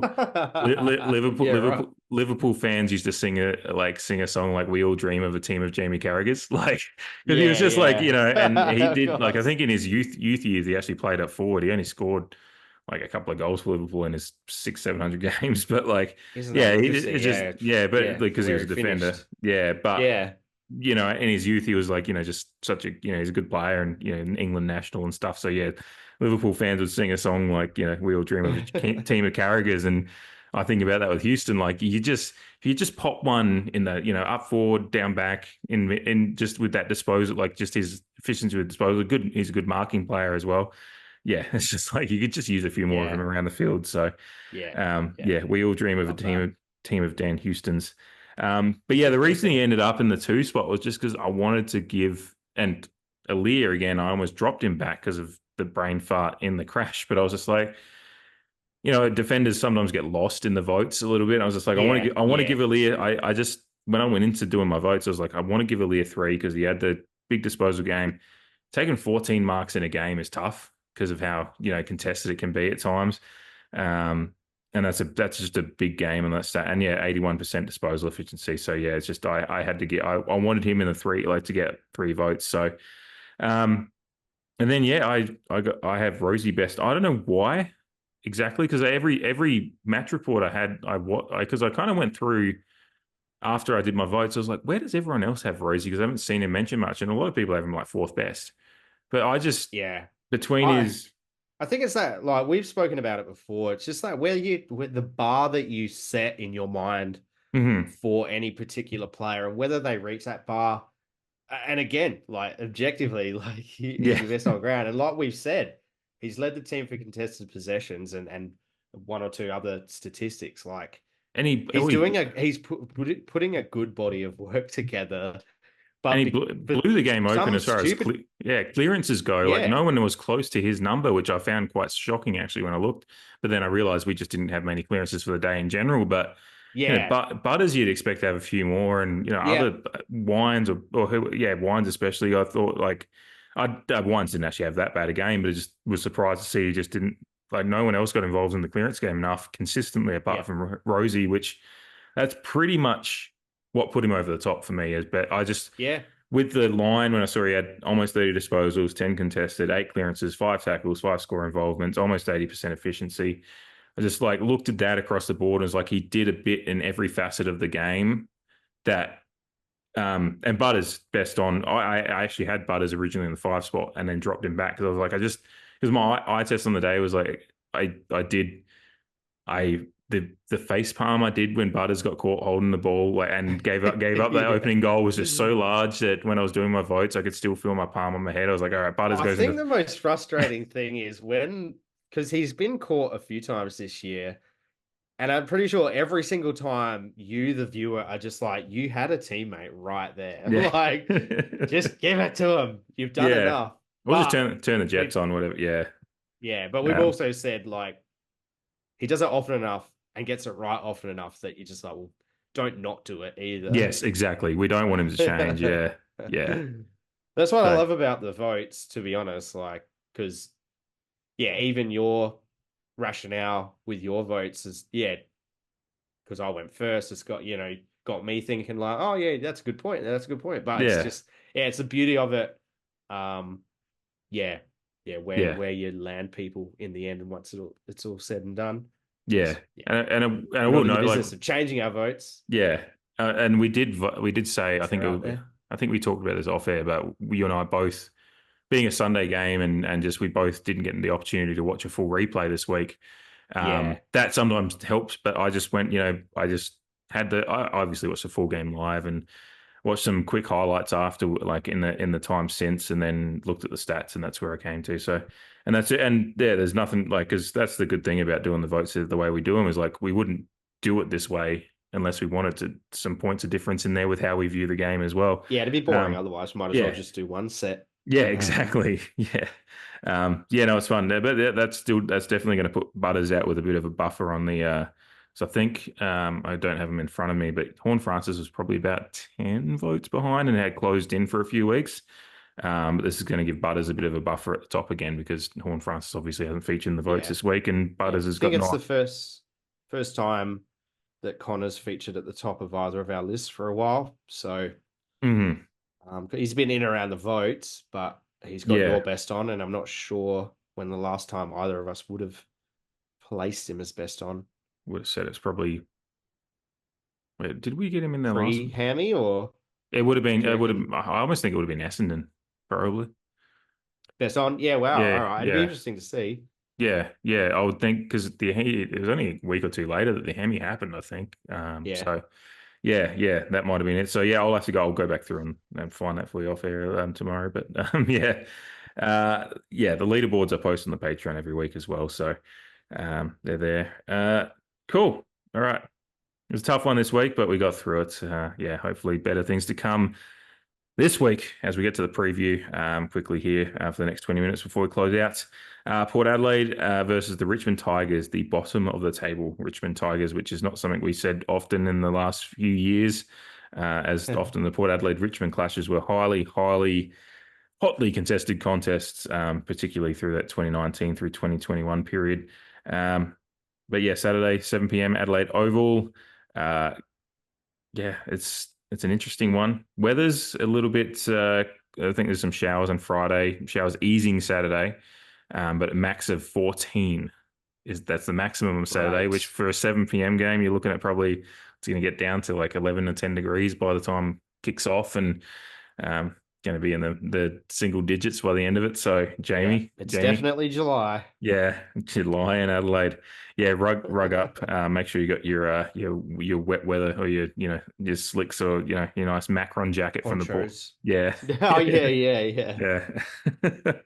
But yeah, Richmond come to Adelaide Oval with a. I had to put the screenshots of the injury list in my iPad notes. I had to take 2 screenshots to fit it in. The injury list is extensive, as been a storyline this year, because I think we talked about it after we played in that first time, and then they beat Sydney a couple of weeks after we played them. They were a team that was going to be pretty shit this year, but might test some teams. But that kind of has been taken away a little bit by the injuries.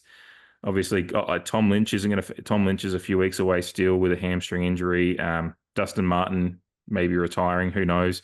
He's either retiring or going to the Gold Coast. I don't think he's playing for Richmond after this year, but there's the big one out of probably of the players they've had playing.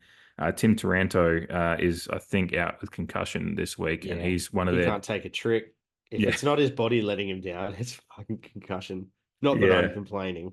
Yeah, no, he's a big out for them, considering they've got, I think, Dion Prestia might be back, but I'm not sure. Marlon Pickett's out. Maurice Rioli's out, I think. Again, these I haven't seen there. This is just an injury list I've gone from like I've compiled both from what was listed last week, as well as adding the Taranto one in there as well. But yeah, it's just a litany of injuries. But yeah, without Tom Lynch up forward, who's obviously a big target, and obviously especially when him and Revolt were operating together a few years ago, often provided quite the battle for us down back. Tim Taranto out of that midfield, you'd expect to be.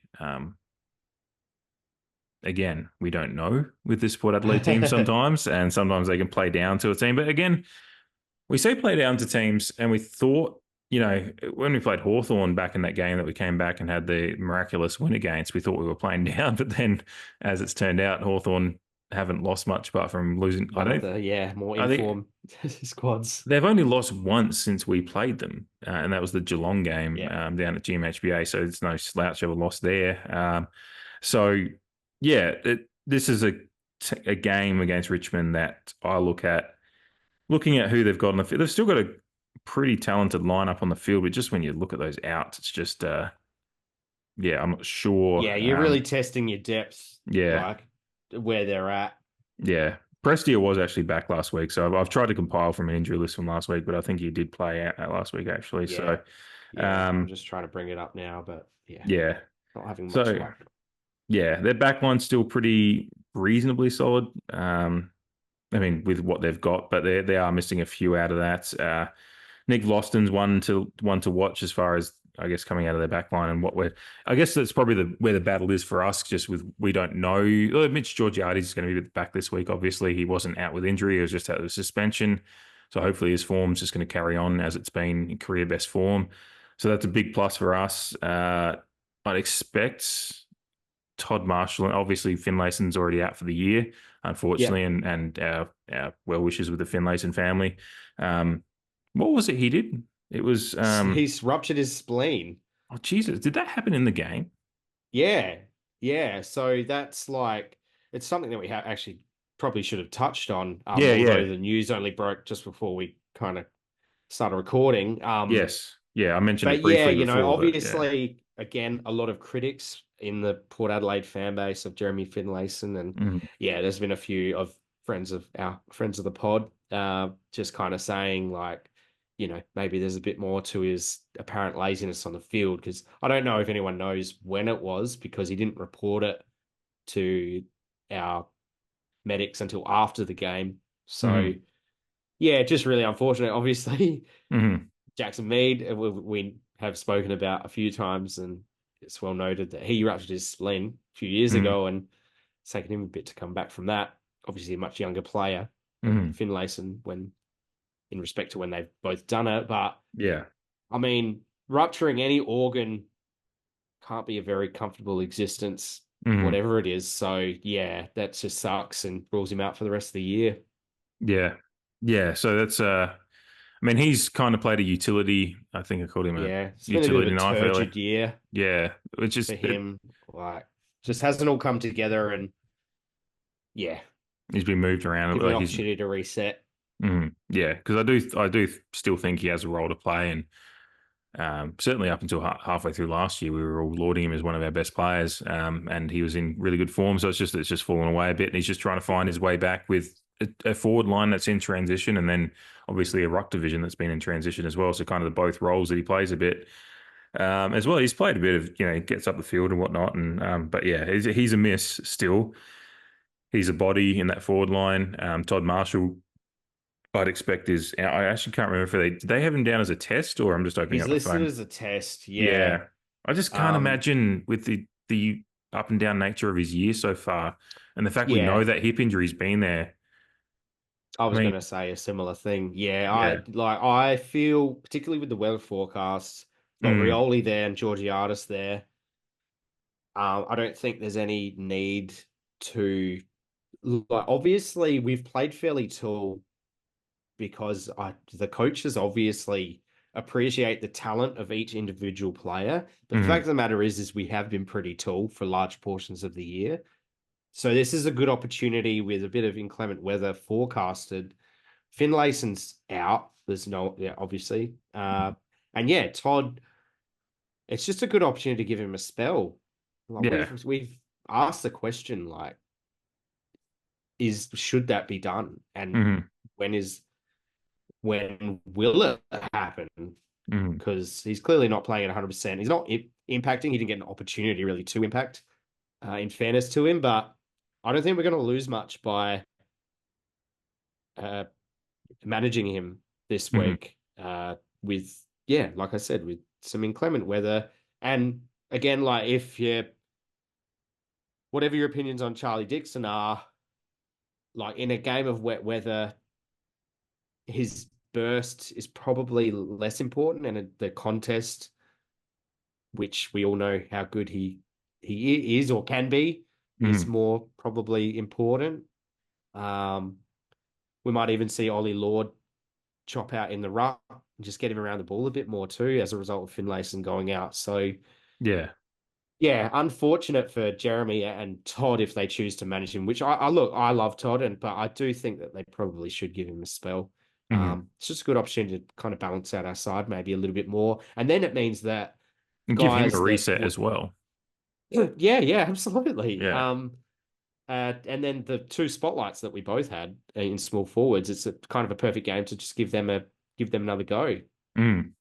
Yeah. Just Finlayson out, Rioli in, and Marshall out, and I guess Evans just in to start maybe. And Yeah, the and then sub decision will be interesting. So we'll be good, But especially you can like get away with two tools and Sweet rotating through the forward line on a what looks like to be a wet night. Mm-hmm.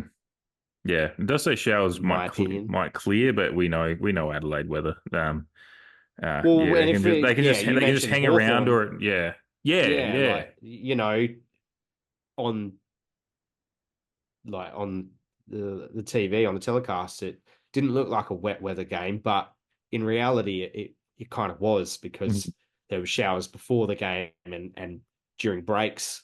Mm-hmm. So Yeah. it may not be raining Mm-hmm. throughout the game or whatnot, but It's going to be a slick field for sure. Yeah. well, and a clear Saturday night in the middle of July is still fairly like dewy anyway. So yeah, I think it's a good opportunity to go smaller. I know that there's a lot of people who've been calling for it earlier. Yeah. I think, their and hands maybe a little bit forced now, which isn't a bad thing. yeah. Sometimes adversity presents opportunity, and particularly with the fact that we've at times been trying to figure out how the structure is going to work with the tools, because sometimes it hasn't looked great, and with Rioli, obviously he was in good form. He spent a fair bit of time out now with both injury and just I think a family issue kept him out of the side, Sandful side, when he was about to make his comeback. But he made a comeback in Sandful last week, which, by the way, just shout out to the Magpies. They've won 2 in a row, so good on them.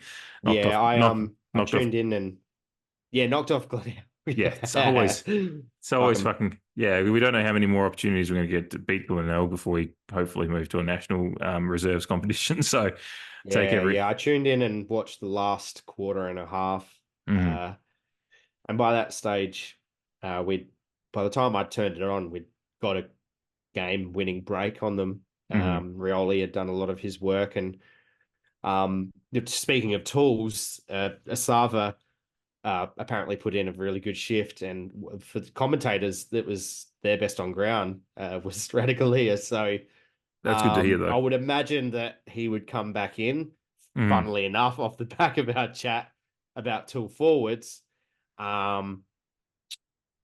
Just knowing the coaching group, the match committee, I can't you can just see him being brought back in regardless of the weather forecast for Saturday.